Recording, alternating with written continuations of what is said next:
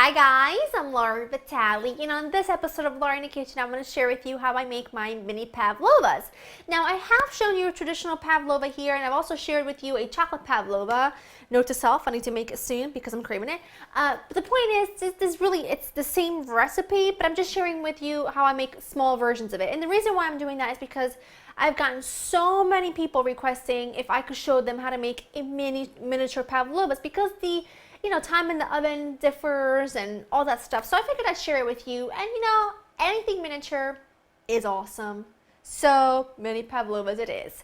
The base for the pavlova is easy and simple. It requires just a handful of ingredients like egg whites, granulated sugar, corn starch, cream of tartar, salt, white wine vinegar, vanilla extract. That's it, folks. Very few ingredients, which you'll probably already have on hand. And then we're going to top these with some fresh fruit and some whipped cream. They're going to be delightful.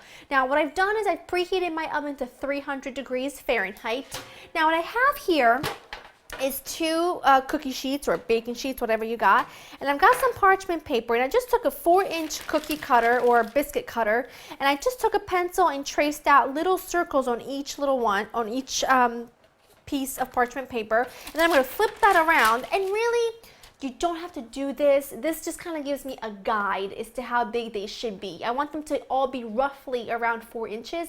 That way they all bake at the same time. So if you wanted to do these in 2 inches or 3 inches, just remember that it's going to take less time for them to be in the oven. So 4 inches, they'll be in the oven for about 35 minutes. If you're doing them 3 inches, maybe around 27 to 28 minutes, or a little less than that if you make them smaller. So I'm just using these as a guide, but make sure you flip your parchment paper over so that your meringue or your mixture isn't touching the pencil. So we have those ready.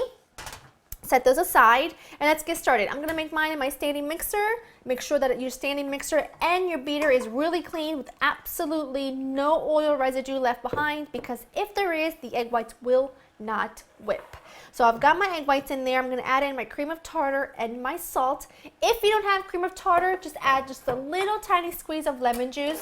The cream of tartar is really to stabilize the egg whites and really helps them keep their shape and whip up a lot faster. Now what I'm going to do is whip these until they become frothy. So once they're there, I'll show you the next step. My egg whites are nice and frothy, and now I'm going to just add 1 tablespoon of sugar at a time and continue to whisk these until they are glossy and hold stiff peaks. And I'll show you what they look like when they're done. It can take any time between like 5 to 7 minutes. Sometimes it takes more time than that, sometimes less. So just keep your eye on it and just keep adding the sugar a tablespoon at a time. That looks good. Let's get this out of here. Yep, beautiful. Now we need to get it all off, because if you don't, that means it's not going to go in your finished dish. All right, just give that a stir. That's perfect. That's exactly what I want. Really beautiful. Now, this, if you were to bake this like this would be a meringue. Nice and crisp, nice and light and crumbly. We want pavlova, which is that gorgeous, like marshmallow-like interior and that lovely set crust. So to achieve that, we need to add a couple of additional ingredients. White wine vinegar, very crucial. You can also use red wine or balsamic vinegar. And I've got some corn starch. And then I always like to add just a little splash of vanilla. Not a whole lot. And then what I'm going to do, I'm going to just fold this all in with my spatula, just being careful that I incorporate everything, but that I don't deflate all the work that all the work I did, but in reality, all the work my standing mixer did. Which I get a lot of questions if you can make meringues without a mixer. If you want to give yourself a nervous breakdown, by all means do it by hand. It's going to take you a good 20 to 30 minutes to whip those egg whites and a lot of elbow grease. But really, you don't need a standing mixer to do it. A handheld whisk that's electronic, you can plug it in and go to town, will do the job perfectly well. It's just, truthfully, it's just really difficult to whip those egg whites without feeling like you want to give up because you're so exhausted, because it just seems endless. Okay, now what I'm going to do is I'm just actually going to dip I'm going to dip my spoon, and the reason why I'm doing this is just to to hold the parchment paper down. That's all. I like to put a little bit of the batter in each corner. Okay, and now I am going to just take a spoonful of this at a time and pop it into my little circles, and then I will fix them and kind of shape them once I have all my meringue onto my baking sheet. Look great. You can see I just spread them out a little bit, and then I kind of like make a little wall around them and then a little indent in the center, because that's where I'm going to pipe in the whipped cream. But please don't worry about not having them be perfect. Just put it on there and pop it in the oven and it'll be delicious. You can pipe them out with a piping bag at the start tip if you want to, but I'm gonna pipe on the whipped cream. That's enough piping for me for one day. Okay, so now I'm gonna pop these into the oven that I have preheated at 300 degrees, and I'm gonna leave these in there for about 35 minutes. Then I'm gonna turn the oven off, open the door of the oven slightly, and let them cool completely in there as the oven cools and as these cool at the same time. That way they don't kind of crack and fall apart. You just want them to gently cool down. The temperature is lowering little by little. That's how you want these to cool down. So I'm going to pop these into the oven. I have my racks at the very top and at the very bottom. Pop them in, and I'll show you what they look like when they are fully cooled. My beautiful base of my little pavlovas were in the oven for 35 minutes, and I turned the oven off, opened the oven door just a little bit, and let them cool completely in there as the oven kind of cooled down as well. And look how beautiful they are. And this is why you kind of want to make sure they've got high sides, so they're beautiful. They're that lovely marshmallowy interior. In fact, I'm just gonna peek in there a little bit for you. You can still see it right there, but that's okay. We're gonna cover that with cream, so it'll be okay. What I have here is some heavy cream that I whipped together with just a tiny bit of confectioner's sugar till I got nice stiff peaks. And now I've got some kiwi and raspberry. What I'm going to do is I'm going to blitz up the kiwi so it's a nice lovely puree. You don't have to. You can cut the kiwi in small size, in small little bites, and top it all like that, but I'm just going to puree this a little bit so that I can drizzle it on top and then, add little fresh raspberries on top. The reason I want to do that is because you always want to have a good balance between the sweetness and some tartness from, in the whole recipe, because the pavlova base is sweet, the cream is sweet. You want a little something tart to balance it all. So kiwi is perfect.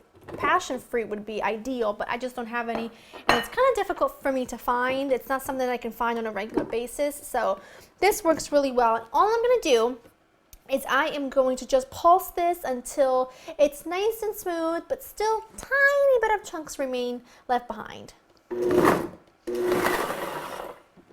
That's looking good. I'm just gonna let that sit there for a minute. Now what I have here is just a disposable piping bag fitted with a large tip. I'm not gonna do anything fancy. I just need a little help getting the whipped cream on there. You can most certainly just spoon it right on top, but I'm just gonna pipe it on there just to make things a little bit easier.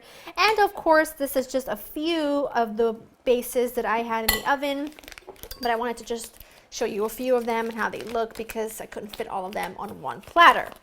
All right, enough chit chat. Let's get this in there.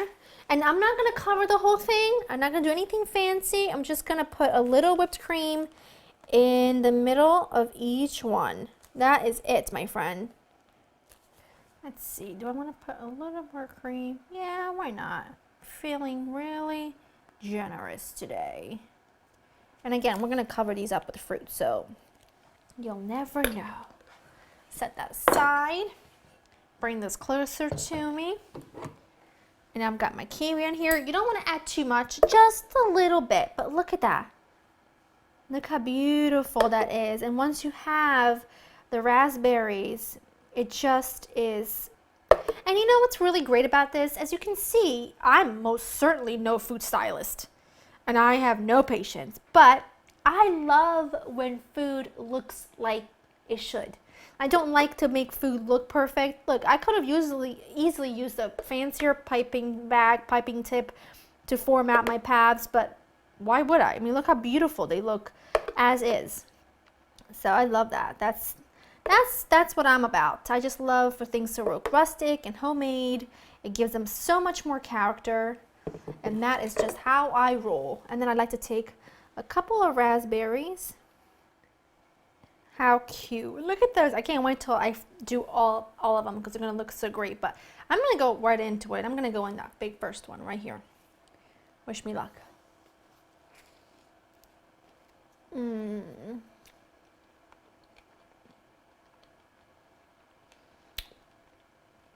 No words.